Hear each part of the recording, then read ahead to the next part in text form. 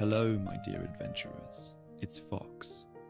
Welcome back to our cozy haven, where the whispers of the world fade into gentle echoes and dreams of magic await. Tonight, in honor of Elden Ring's new expansion, I wanted to really dive in and cover one of the greatest and most memorable characters in the game. I'm of course talking about Ranni and her quest to bring about the Age of Stars. This was the ending I personally went with on my first ever playthrough of Elden Ring, and so I thought it was only fitting to spin this epic tale of hers as we prepare to journey into the land of shadow.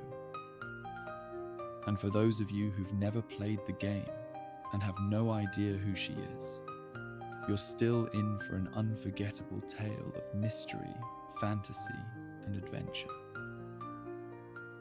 Now join me as I attempt to cover some of the relevant lore and backstories to Ranni's quest, before we experience the whole of it together, from the perspective of the witch herself, covering everything from the infamous Night of the Black Knives all the way to the promised coming of the stars. There will be no spoilers for the shadow of the Erdtree in this video, as I myself am still playing through it, and everything I mention will have taken place in the base game only. Now, take a deep breath and let this mundane world fade away.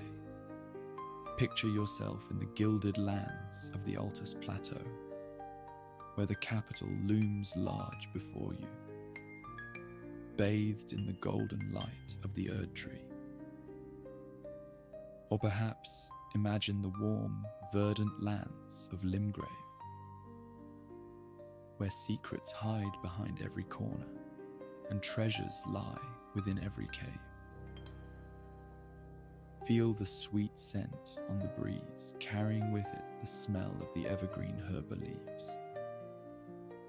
Above you, the sun dips and descends below, deep down into the realm of the Haligtree itself.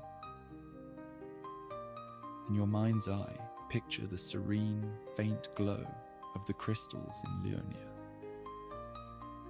These glintstones are the amber of the stars. And the stars control fate, more specifically, the fates of the Carian royal family, of which Ranni is a part of. So let's begin our tale by exploring the rich lineage of the House of Caria and its history. In the mist-laden expanse of Liurnia of the Lakes stands Caria Manor. It's a formidable bastion of sorcery and celestial lore. Countless secrets lay hidden within its walls that only the brave or foolish would dare delve in to uncover. Shrouded in a seemingly perpetual fog, this ancient abode guards the history of its storied custodians and the people who once called it home. Which brings us to the Carian royal family, who ruled from this venerable estate and were esteemed for their unparalleled mastery of sorcery and profound connection to the moon. I'm going to speak about them in a bit and introduce the key members of the family. But first, I want to briefly talk about the manor itself. Caria Manor is a fortress of mystical defenses. The approach to its gates is incredibly dangerous, with a constant rain of magic missiles fired by unseen guardians. And the estate grounds are littered with glintstone traps that spring upon the unwary. Within the manor, the gardens are infested with the sinister finger creepers. These grotesque spider-like creatures lying in ambush. I don't know about you, but I was terrified when I came across those things in my first playthrough. Now, as you make your way through the manor, you'll come across ghostly soldiers appearing out of thin air and armed with swords, maces, and crossbows. These are actually the spectral forms of the Knights of the Cuckoo. These knights, who serve as the military arm of Raya Lucaria, had tried to lay siege to Caria Manor when the Academy rebelled against the royals. Instead, they were overpowered and now defend the very same place they once sought to attack. Amid the corridors and secret rooms, you'll likely come across a treasure of the Carian family, the Sword of Night and Flame. This legendary armament is an exceptionally powerful weapon and connects the lineage of the Carians to that of the astrologers in the mountaintops of the giants. The manor is also home to formidable enemies, like the Royal Knight Loretta, or at least a projection of her, since we know her true form is actually guarding Mikilla's Erdtree. But that's a story for another time. Defeating Loretta grants you access to a secretive sub-region where the Three Sisters Towers stand, and where you will likely first meet Ranni, the witch. But before I get ahead of myself, let's take a deeper look at the individuals who make up the Carian family, and whose fates are intertwined with that of the world itself. Rennala, the illustrious Queen of Caria, reigned with a wisdom and beauty that rivaled the stars she commanded. Before the Shattering, and before the Academy rebelled against the royals, she was also the head of the Academy of Raya Lucaria, where she fostered an era of unparalleled scholarly achievement. Renala's sorcery was unmatched, her mastery over the full moon granting her power that bordered on the divine. In fact, she and her Carian knights were so powerful that when Queen Marika's army faced them in battle, no victory could be had, not for the golden nor for the moon.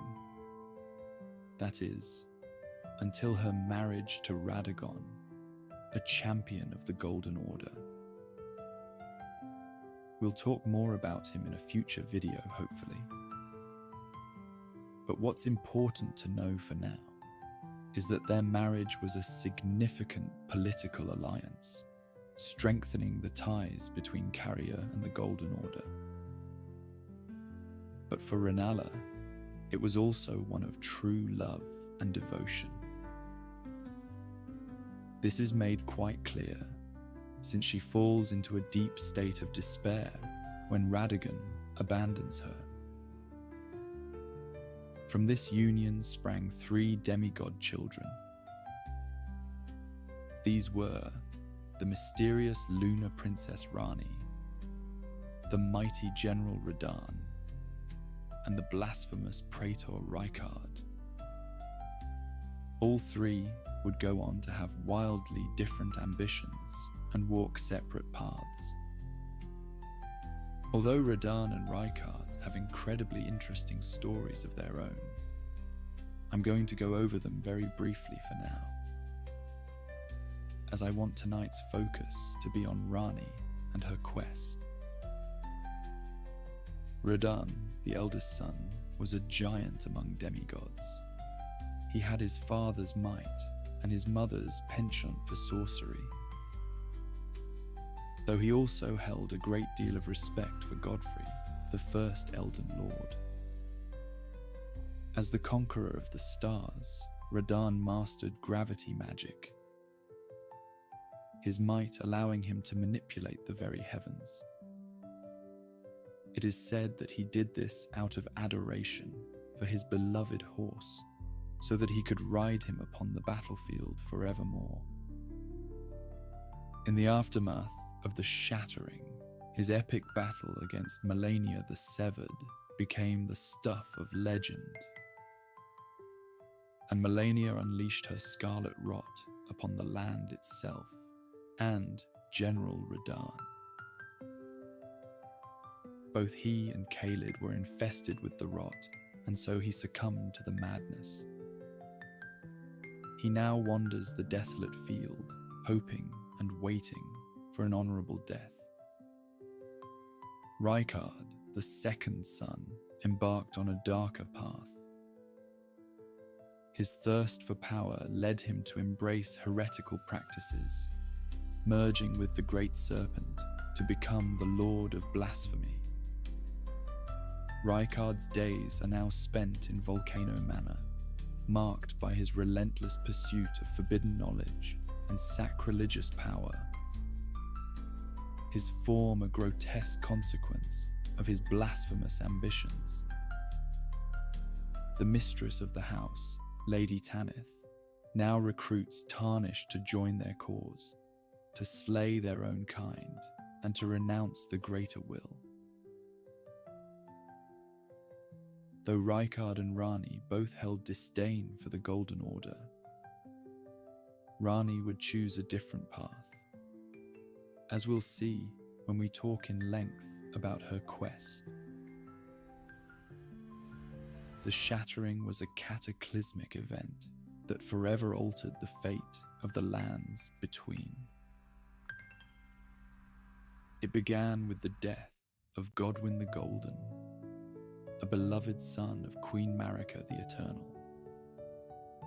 His death was orchestrated by a group of assassins who used a stolen fragment of the Rune of Death and slew Godwyn, the first of the demigods to die. This act of treachery became known as the Night of the Black Knives, and it sent shockwaves through the realm. It is said that this loss was what caused Queen Marika to shatter the Elden Ring, plunging the world into chaos. The person behind this nefarious plot was none other than Lunar Princess Ranni.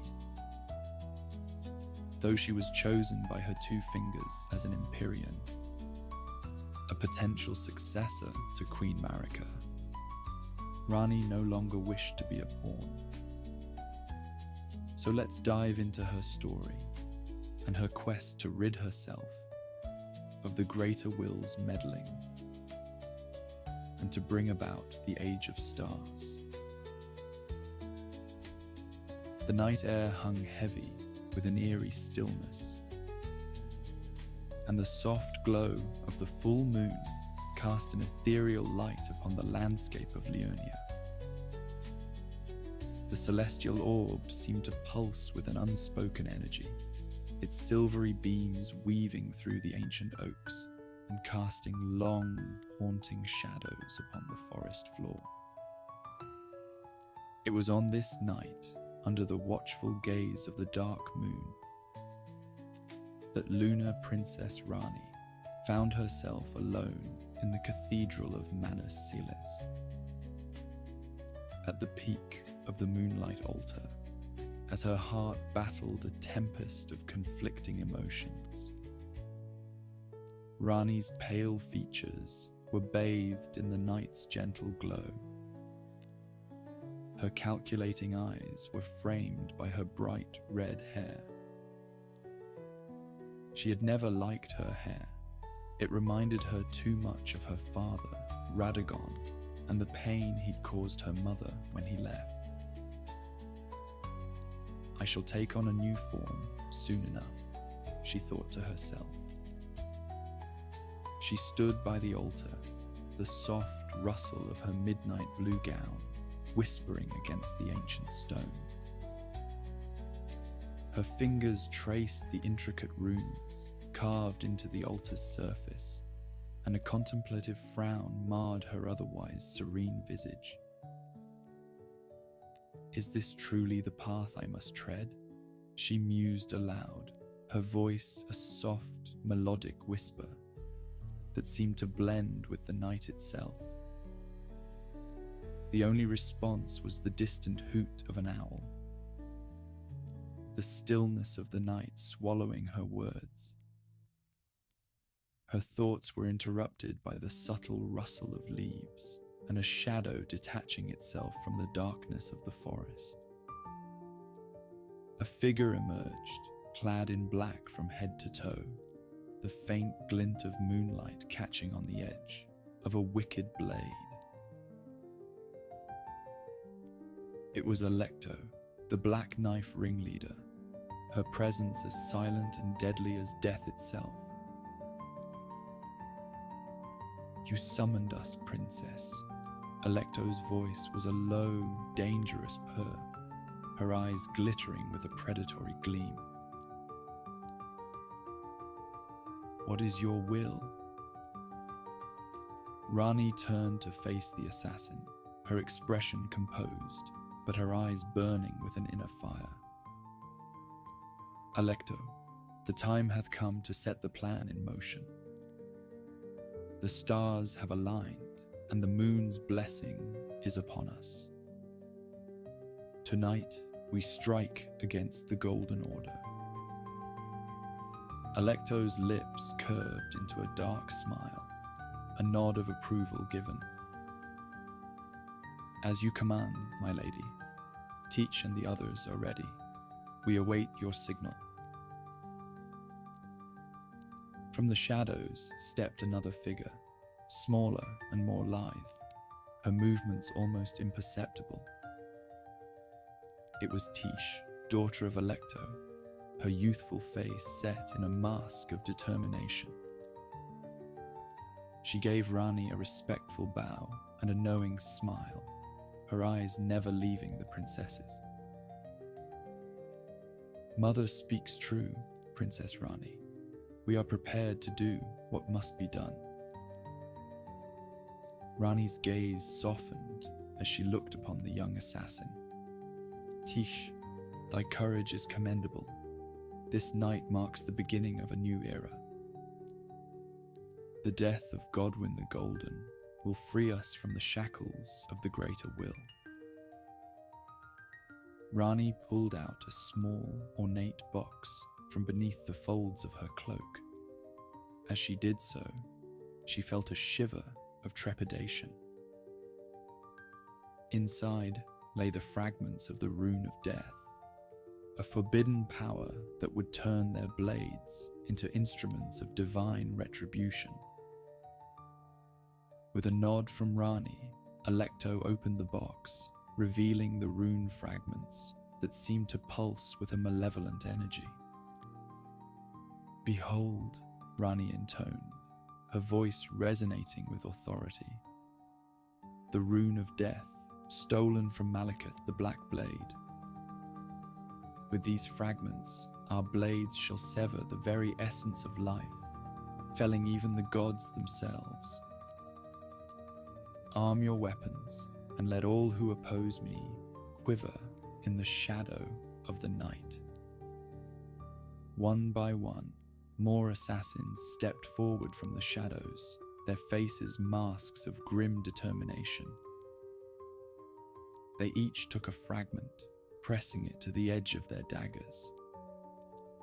The moment the fragments touched the blades, a dark crimson glow enveloped the weapons, imbuing them with the essence of death itself.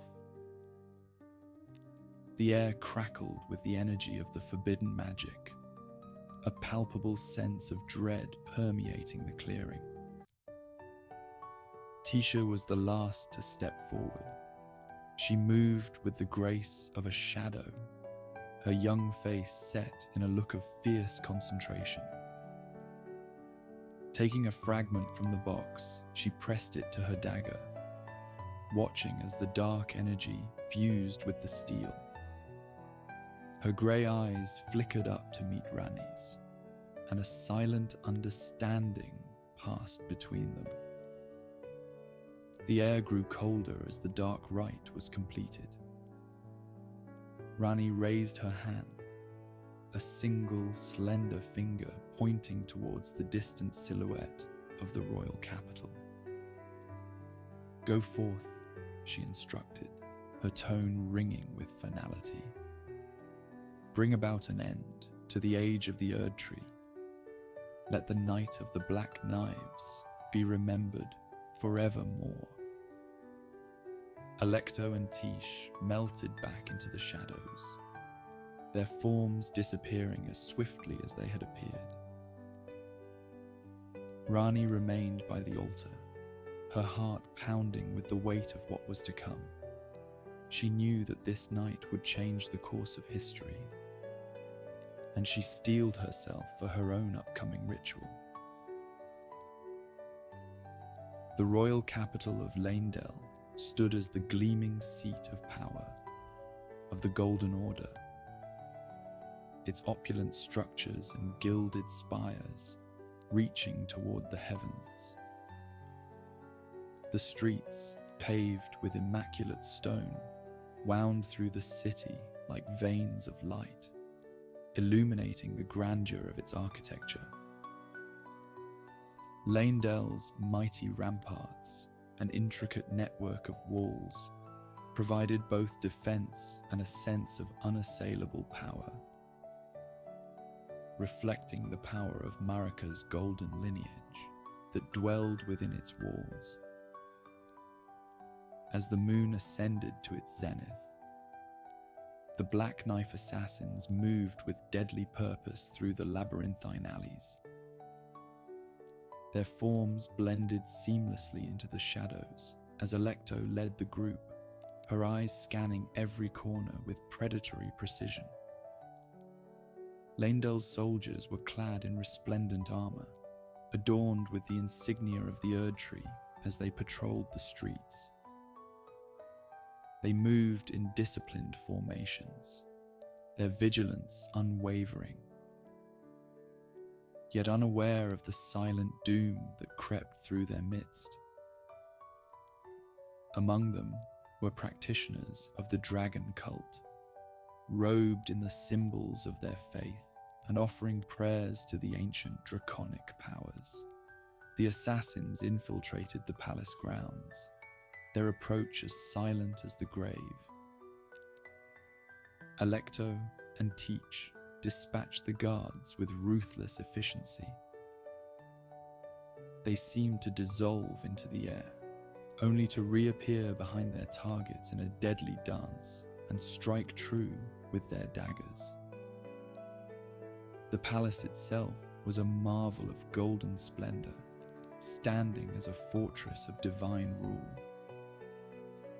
Yet it was here that the seeds of disaster would be planted. Alecto paused before the grand doors of Godwyn's chamber, her heart pounding. She signaled to Teach, whose face betrayed a flicker of hesitation before hardening. She had made a promise to Ranni on one fateful night as they sat within an alcove in Carrier Manor in the early hours of the morning. "Wouldst thou truly risk perishing to ensure mine freedom, even if I departed to a realm where thou could not follow?" Ranni had asked. "I would. I pledge myself in your service, eternal as the night sky of Nokron," Teach had replied sincerely. Now, the doors swung open with a creak, revealing Godwyn the Golden, resting in serene slumber. His blonde hair rested down his back, and his breathing was as gentle as the rays of the sun he would never see again. The group of assassins moved in unison, their daggers raised, the dark energy of the rune of death pulsating within the blades. "Forgive us, O Prince," Alecto whispered, her voice a mere breath in the stillness. "Thy time hath come." Their daggers plunged into Godwyn's heart, the forbidden magic searing his soul. His eyes snapped open, a gasp escaping his lips as life ebbed away. The light of the Erdtree flickered, its roots of power shaken to the core. At that precise moment, high atop the divine tower in Liurnia, Ranni stood poised at the summit. The tower resonated with an ancient, mystical energy. Ranni held in her hand a blade, slender and sharp, infused with the essence of the rune of death. She closed her eyes, drawing a deep breath, and whispered a final invocation. In this moment, our fates intertwine. O golden brother of mine, I thank thee for thy sacrifice. With a swift, decisive motion, Ranni plunged the blade into her own heart. Pain blossomed, a fiery agony that seared through her flesh and soul. She felt the essence of the rune of death take hold, severing her spirit from her mortal form. Her body crumpled to the ground, lifeless, as her soul ascended, free from the shackles of flesh. Back in Lendel, chaos erupted as the Black Knife assassins made their escape. The palace was in turmoil, the death of Godwyn sending shockwaves through the Golden Order.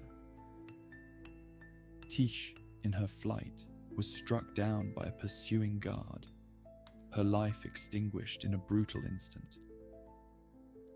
Alecto, witnessing her daughter's fall, felt a deep, wrenching sorrow, but pressed on, her heart heavy with grief. The remaining assassins retreated into the shadows. Their mission complete, but their losses great. Alecto, heartbroken and weary, vowed silently to honor Teach's sacrifice. Ranni's spirit, now unbound, drifted on the wind, carried by the stars' gentle light.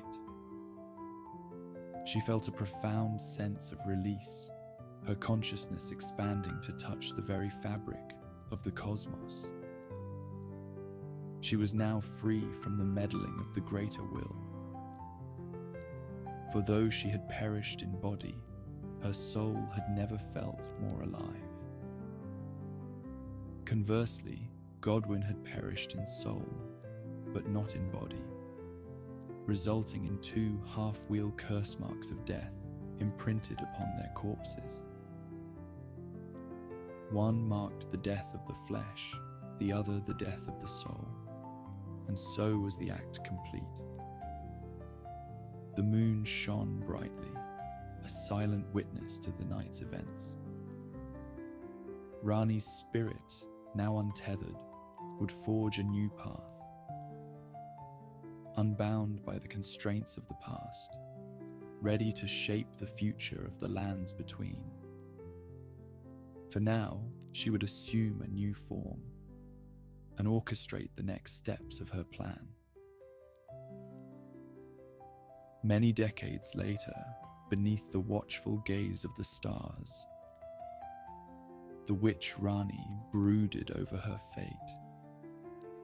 Encased in her porcelain doll form, she cut quite an enigmatic figure. Her azure eyes, as deep and mysterious as the night sky, peered out from beneath the brim of her oversized hat. Silvery blue hair cascaded down, intertwining with the flowing robes that adorned her petite frame. Under the boughs of an ancient, gnarled tree, she sat by a small fire, its flickering light casting eerie shadows. The air was laden with the scent of damp earth and wildflowers. A tranquil setting indeed, though entirely removed from the weight of her thoughts.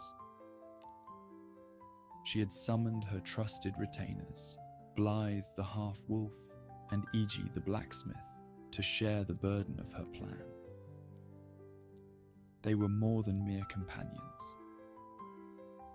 In truth, they were her oldest and only friends. The three of them had grown together and had been akin to siblings in her youngest years. Blythe was given to her by the Two Fingers to serve as her shadow and protector, as was befitting her status as an Empyrean. But her mother, Rennala, had taken a liking to Blythe, and so he and Ranni became inseparable. His allegiance now was to her and her alone. Blythe, tall and imposing, with his lupine features and silver fur, approached and knelt before her. His fierce yet loyal eyes reflected the firelight. "My Lady Ranni," he rumbled, his voice deep and resonant. "You have called, and I have come. What would you have me do?" Iji, a towering giant with the strength of a mountain, stood nearby, his massive hammer at his side. His face, lined with age and wisdom, bore a look of solemn concern. "What is it that troubles you, my lady?" he asked, his voice a rumble of distant thunder. Ranni's voice was soft yet commanding, carrying the weight of her lineage. "The stars, dear Blythe and Iji. They have been halted, their celestial dance disrupted by mine own brother, General Radahn. For the Carrion Royals, our fate is writ in the stars. Their movement dictates our destiny. With them frozen, so too is our fate." Blythe's eyes narrowed with understanding. Then the way ahead is pleasingly simple. Radahn must be dealt with. We fight, sword and fang, to restore the stars, and with them, your destiny. The night deepened, the fire crackling softly. Above, the stars seemed to listen, their light a silent promise of the journey to come. Ranni felt a surge of hope, knowing she was not alone in this daunting quest. "Prepare thyselves," Ranni said, rising to her feet, her porcelain form gleaming in the moonlight. "At dawn we set forth to Caelid, where Radahn holds his festival of battle. There we shall challenge him." Her companions bowed their heads in assent, understanding the gravity of their mission. As dawn broke over the horizon, casting a pale glow over the misty landscape of Liurnia, Ranni and her companions set out on their journey. The soft light of the morning sun bathed the land in a golden hue, the gentle ripples of the water reflecting the sky's soft blues and pinks. Towering cliffs and the grand academy of Raya Lucaria loomed in the distance, standing as sentinels to the secrets of the cosmos. Leaving the serene beauty of Liurnia, they ventured into the verdant expanses of Limgrave. The rolling hills and dense forests were teeming with life. From the gentle rustle of leaves to the distant call of wild beasts. The air was fresh, filled with the scent of roa fruit and arteria leaves. Yet beneath this surface beauty, danger lurked in the form of roving bands of exiles, formidable beasts, and the ever-present threat of demi-humans. They passed by Stormvale Castle, observing how its walls now crumbled, a shell of its former glory. They say that fool Godric has taken to grafting, a grotesque fate that befalls all who venture into the castle. We would do well to steer clear, my lady, Blythe warned. As they travelled further, the lush greenery of Limgrave began to fade, giving way to the desolation of Caelid. The transition was stark and sudden. The sky above turned a sickly red, casting a vampiric glow over the land. The once fertile earth was now cracked and barren, consumed by a relentless rot. Jagged rocks and twisted, lifeless trees jutted out from the ground like the bones of a dying world. The scent of decay and rot was heavy here, a foul stench that seemed to cling to their very souls. Pools of scarlet rot bubbled ominously in the swamp of Ionia, and the ground itself seemed to groan under the weight of the destruction. "We tread upon accursed ground," Ranni spoke softly. "The rot here runneth deep. I do wonder now, in which corner of these lands does Melania nurse her wounds? Ah, but no matter, I have mine own path to mind." The trio pressed forward, their path lit by the unsettling glow of the Caelid sky. As they approached Redmane Castle, the atmosphere grew charged with anticipation. Warriors from across the lands had gathered, each seeking glory in battle against the formidable General Radahn.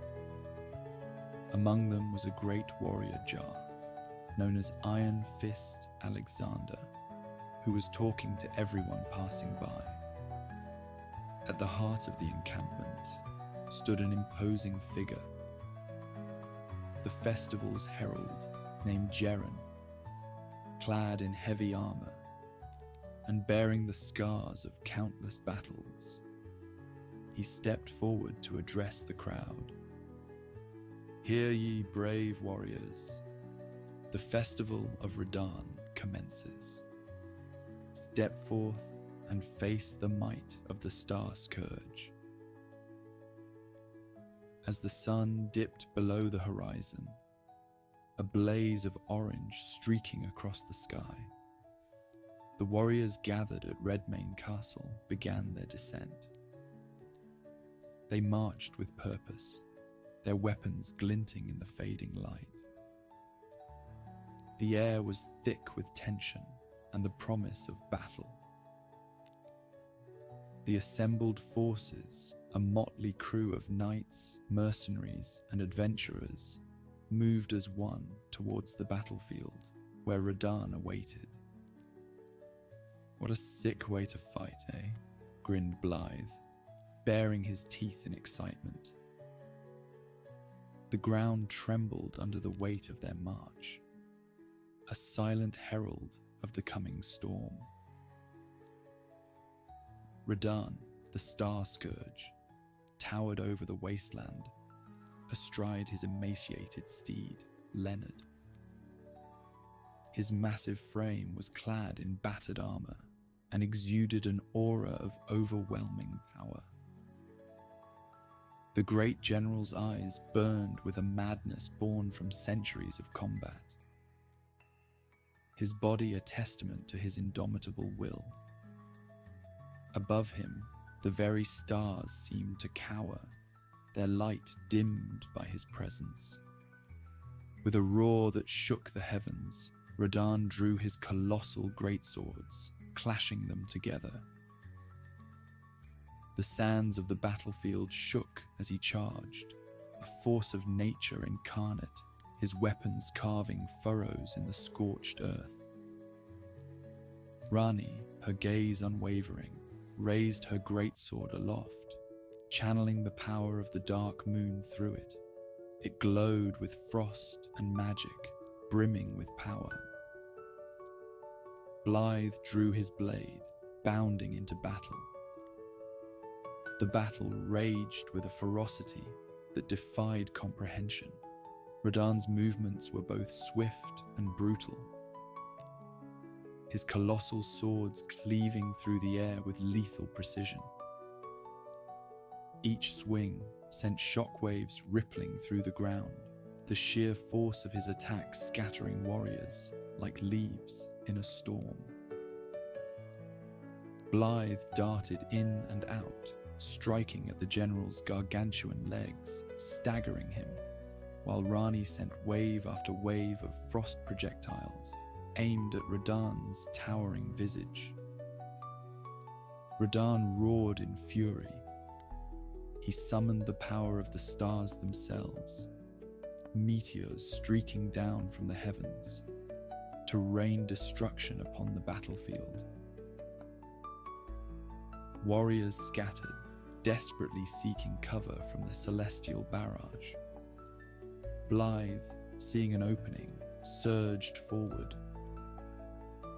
With a mighty leap, he brought his greatsword down upon Radahn's shoulder, the blade biting deep.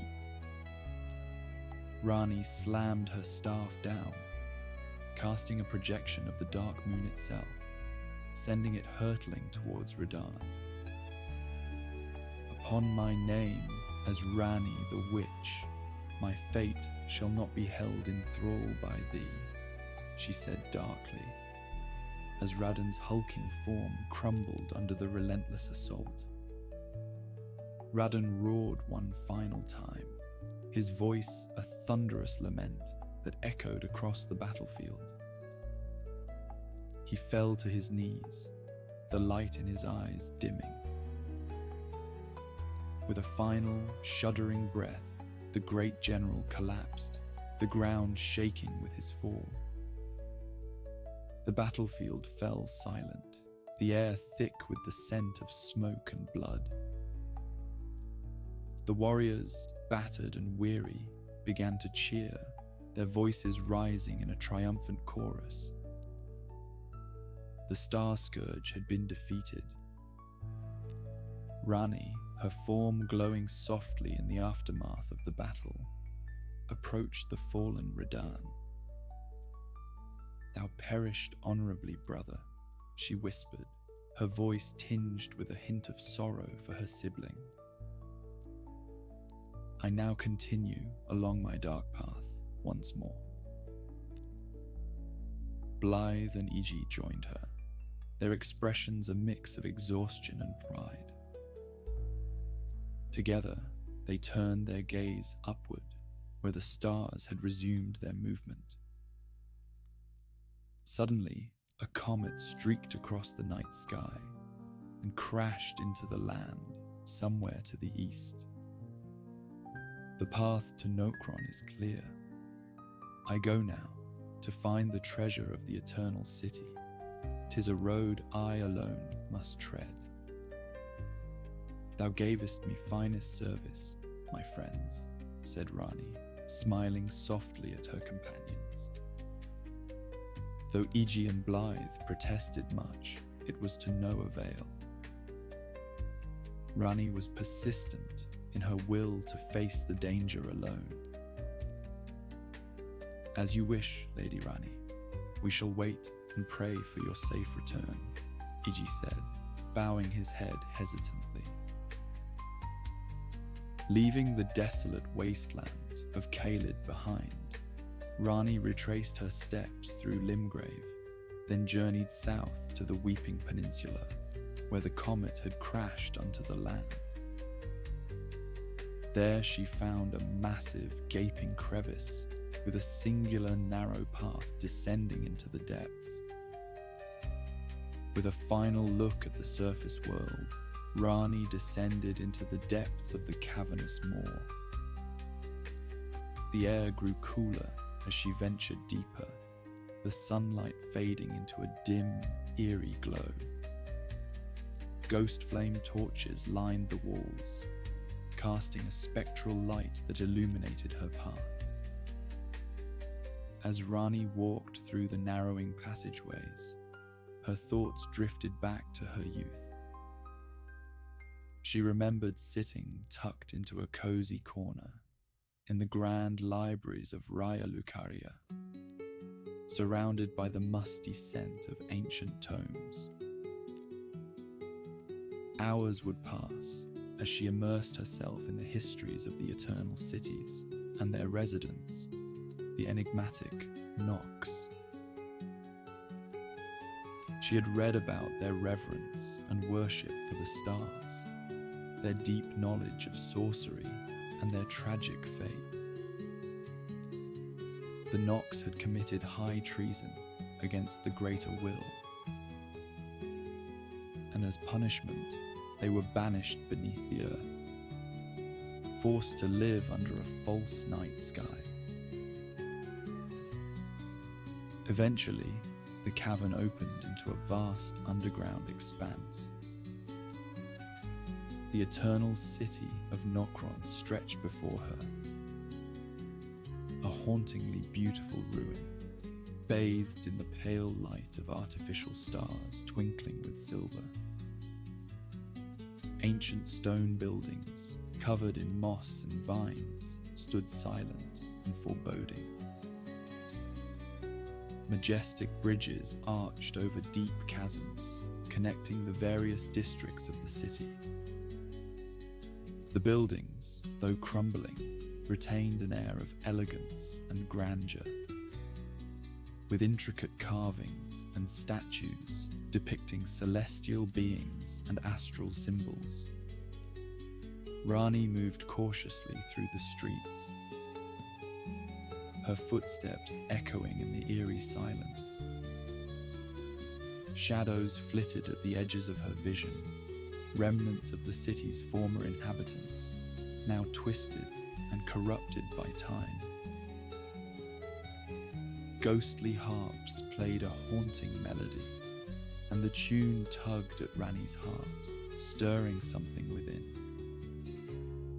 It was the memory of Tish and the pain of her loss. Thou were a rare sort indeed. Ah, but this form hath loosened my tongue. I must onward go, she said, remembering her old friend fondly. The path through Nokron led her across rooftops and narrow ledges, then down into the shadowy alleys, snaking between softly gleaming temples and otherworldly buildings. She encountered silver tears, shimmering humanoid creatures formed of liquid metal that lurked within the ancient stone structures. These guardians moved with unnatural grace, their bodies reflecting the dim light. When Ranni approached, the silver tears shifted forms, becoming formidable adversaries with deadly attacks. Ranni dispatched them with her frost magic, her spells weaving through the air and striking them down one by one. Deeper into the city, she encountered its ancient protectors, Nox maidens and monks, their forms draped in tattered white robes and adorned with leather armor, emerged from the shadows. Their eyes glowed with a malevolent light as they advanced, wielding flowing hammers and swords that moved with a life of their own. A Nox maiden, moving in a fluid dance, lunged at Ranni with a flowing sword. The blade extended and warped, changing shape in midair. Ranni parried the attack, her staff crackling with magical energy. She countered with a burst of sorcery, the spell striking the maiden and sending her sprawling to the ground. Thy hostility deters me not a jot, she said, looking down at her enemy before moving past it. Her path led her to the great waterfall basin. The sight that greeted her was breathtaking. A colossal waterfall cascaded down from above, its waters glowing with an ethereal light.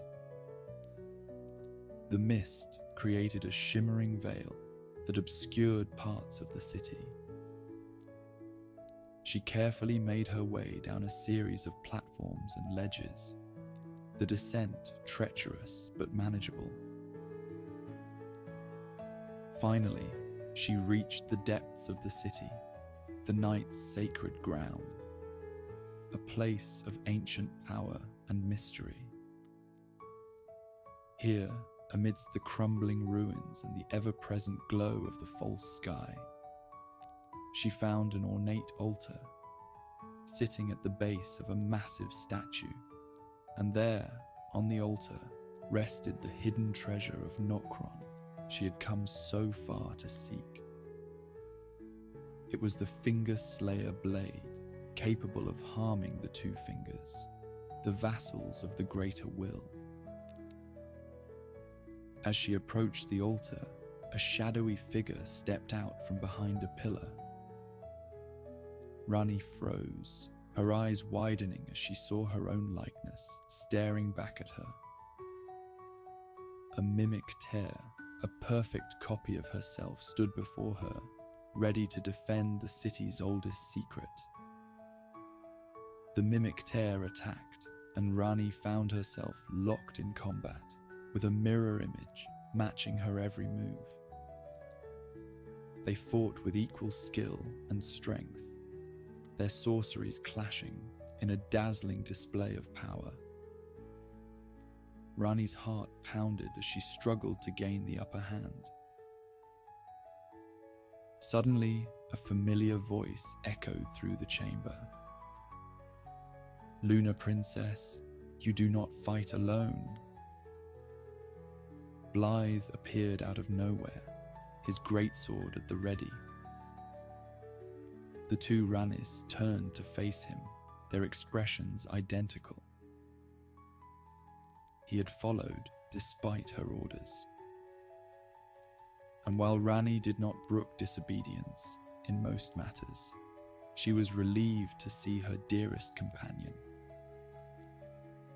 Blythe's eyes flickered between them, his brow furrowing in thought, unsure of which was the real one.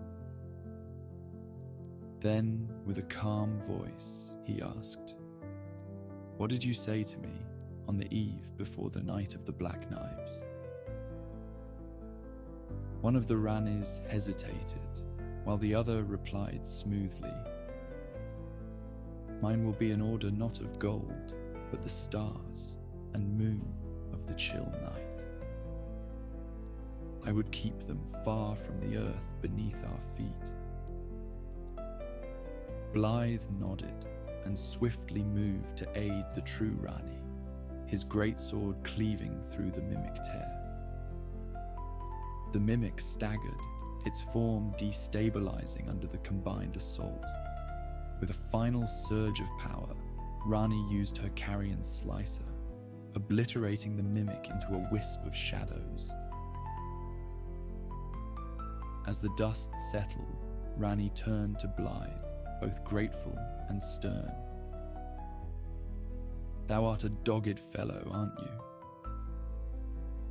Blythe smiled, a hint of mischief playing upon his face. "I could not let you face such dangers alone. I am sworn as your shadow." Ranni sighed, but could not suppress a fond smile. "You art willing to give too much to me, Blythe. I am glad to have you." Ranni approached the altar once more and grasped the Finger Slayer blade, feeling its power resonate with her own. The blade was said to have been born of a corpse, and was proof of the high treason committed by the Eternal City. She turned to Blythe and spoke with a soft resolve. "I return now to where my journey begun those many years past, to the moonlight altar and beneath the cathedral of Manus Siles. There in the darkness lie my two fingers. I cometh to rend thy flesh with a fateful wound never to heal." The next leg of the journey started with a descent from Nokron. Its eerie beauty, with its glowing runes and celestial motifs, gave way to the dark, oppressive tunnels that led them deeper underground. As they descended further, the air grew heavier, and they came across all manner of creatures whose origins were long lost to the world. Fearsome crucible knights, who hailed from an age preceding the Erdtree, stood in defense of old structures, while frail, gaunt humanoids roamed the region aimlessly. These were the lost company of slaves who had been hired to explore these eternal cities a long, long time ago. Down and deeper they went, until finally they emerged into a vast cavern. The sight before them, both awe-inspiring and terrifying. The lake of rot stretched out like a crimson sea, its waters glowing with a sickly, unnatural light. The air was thick with the stench of decay, and the ground beneath their feet was treacherous and unstable. Platforms and broken walkways dotted the lake, providing precarious footing. Ranni and Blythe moved cautiously, every step calculated to avoid the deepest, most dangerous parts of the rot-infested water. The lake's guardians, grotesque creatures twisted by the rot, lurked in the depths, their bulging eyes watching every movement. The glowing waters cast an eerie light on their path, illuminating the ancient ruins that jutted out of the mire, silent reminders of a long-forgotten civilization. Though this place was not commonly known to the denizens of the surface world, it was said that the divine essence of an outer god had been sealed away in this land. Eventually, they reached the far side of the lake, where a towering temple stood, its structure built into the inner walls of the cave itself. This was the grand cloister, hidden in the shadowed embrace of the lake of rot, and within it, the remnants of forgotten horrors. The decayed stone beneath them seemed to breathe with life. It was a sickly place, and Ranni voiced a concern. I can seldom fathom the fools who traverse blindly the gilded path of gold. Yet this matter stands apart. Who indeed would be so willing as to acquiesce to the scarlet rot? I suppose it is of no surprise, then, that Melania was also chosen as Empyrean. At the heart of the cloister, a river of rot flowed through the temple, fed by a waterfall from the lake of rot above. The area was crawling with lesser kindred of rot. These were grotesque creatures that seemed to worship a giant statue within the cloister. They ignored Ranni and Blythe, seemingly too preoccupied with their perverse reverence for the dark deity. Ranni's goal was to find a coffin on the southwestern side of the cloister, which would lead them down into the abyss to face the foe who now blocked access to the Moonlight Altar. As they approached the coffin, an ulcerated tree spirit emerged from the diseased waters. A powerful and corrupted being, tainted beyond comprehension. Its misshapen, serpentine form writhed and spun around, emitting a piercing shriek. I have not the patience for this. The fate of Ranni the witch shall not be sullied by thee, muttered Ranni, quickly hiding behind a pillar. She and Blythe quietly waited out the monster's investigation into who had disturbed its waters. Soon after, the tree spirit edged and slithered away into a dark, dusky corner of the cloister. And the way forward was clear. Ranni held Blythe's hands within her own. "Dearest Blythe, here is where we must part. You and Iji have always been by my side, and you two alone have understood what lieth beyond the dark path. That I must betray everything and upend the whole of what came before." Blythe looked at her sadly. He had never appeared more like a wolf than he did at this very moment, and yet the adoration in his eyes was very much human. "As you speak, Lady Ranni, I will return to Liurnia and keep vigil over Rennala. May we meet again." Ranni stepped into the coffin that lay at the edge of the waterfall. With silent magic of old, it rose above the water, dancing runes of light appearing to hold it aloft. And it descended, down and down further into the endless abyss. After what seemed like an age, or perhaps a mere moment, Ranni found herself in the darkest of places. She emerged into another cavern, this one of unimaginable size, filled with luminescent crystals and strange, otherworldly flora. At the center of this strange beauty lay Astel, natural born of the void.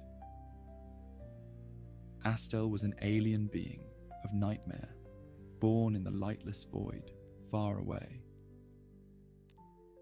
It had an insect-like body, comprised of the many-colored stars, and the head of a terrifying celestial entity. Its form shimmered with the essence of distant universes, and its eyes glowed with an unnatural, haunting light.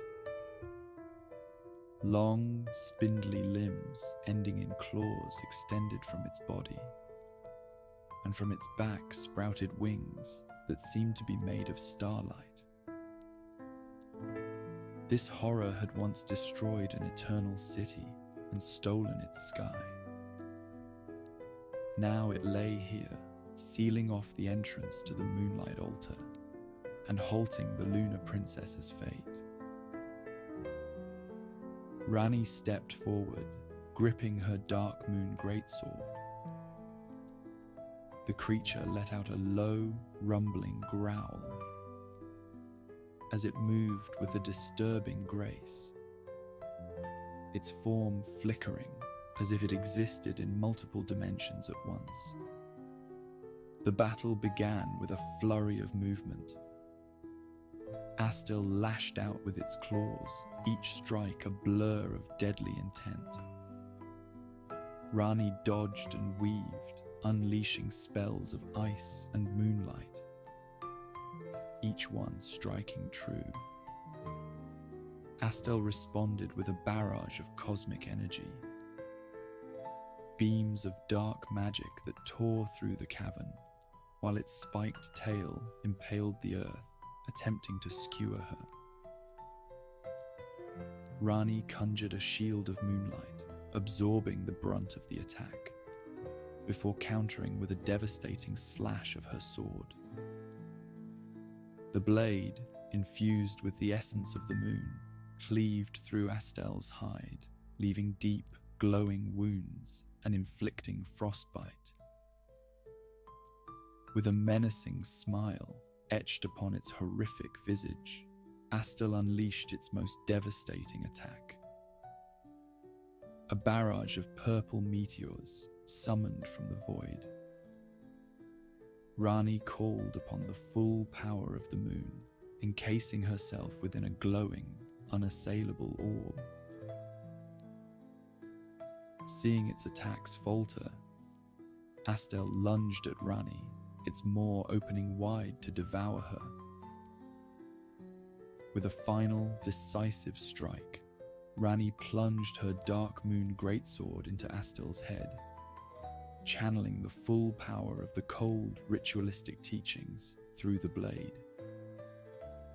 The creature let out a final, agonized roar before collapsing, its form dissolving into stardust.